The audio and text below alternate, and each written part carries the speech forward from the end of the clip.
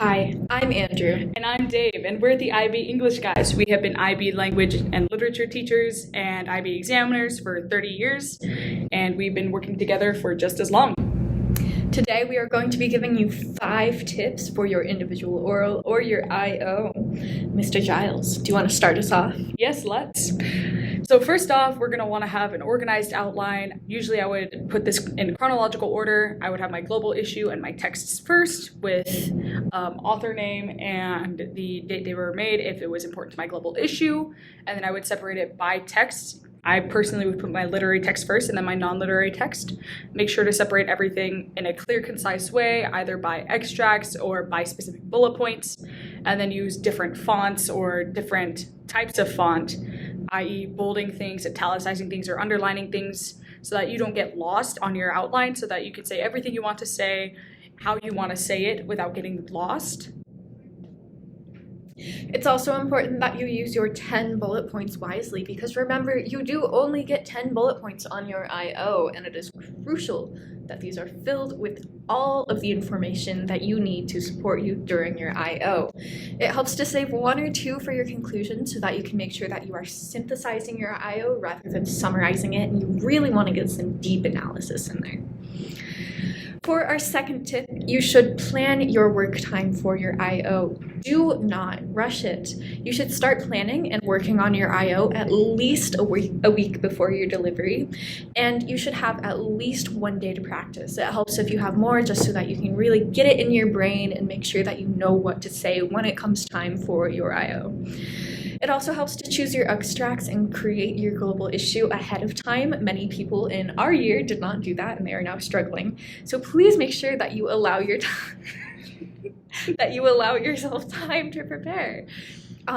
This allows you to really look into and examine your texts on a very deep level, and you're not rushing it, so your analysis can be very thorough and insightful. So having time to create your global issue and examine your extracts is useful. For our third tip, we want you to practice. Practicing with people will help you to gain feedback either with your peers or with resources like librarians or other examiners. It's important to not have your own examiner give you feedback, because that might cause conflicts of interest in the future when they give you your IO. Using all feedback that you get is valuable, because you'll be able to reflect that on how you can perform better for your IO, how you can improve on how you speak or how you connect things back to your global issue and on your outline, so that you will be able to clearly and concisely connect things the way you want to. For our next tip, don't stress. This is far easier said than done, especially when you're practicing your IO and actually going in to perform it and deliver it. So it's okay to just take a moment to get yourself well adjusted. It helps to adjust your clothing and the environment so that they fit your needs and so that you feel comfortable in the space that you are delivering your IO. You can add or remove garments. For example, if it's very hot, you could take off a hoodie. If it's very cold, you could grab a hoodie and make sure that you're nice and warm and comfortable. You can also adjust the chairs a little bit, not too much, but enough so that you feel that you're comfortable in a comfortable distance away from your examiner. It also helps to take a moment to breathe and calm your nerves before delivering your IOs. You can practice some breathing techniques, and you don't need to start your IO immediately, so you will have time to relax. And for our last tip, in general, when you're in your IO, you're going to want to speak slowly. You want your examiner to be able to hear you and understand you, so that you don't have to repeat anything, or so that they don't have to ask questions to clarify what you were saying later.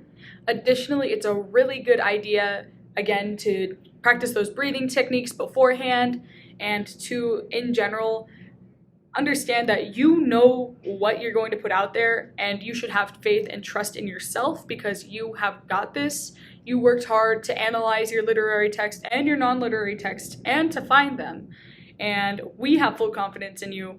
You can have full confidence in yourself. All right, Mr. Giles. Well, I think that concludes everything. You guys are going to rock your IOs and shoot for that 7. You guys have got this. We've got full faith in you. Just make sure to remember these tips and utilize them in a way that helps you.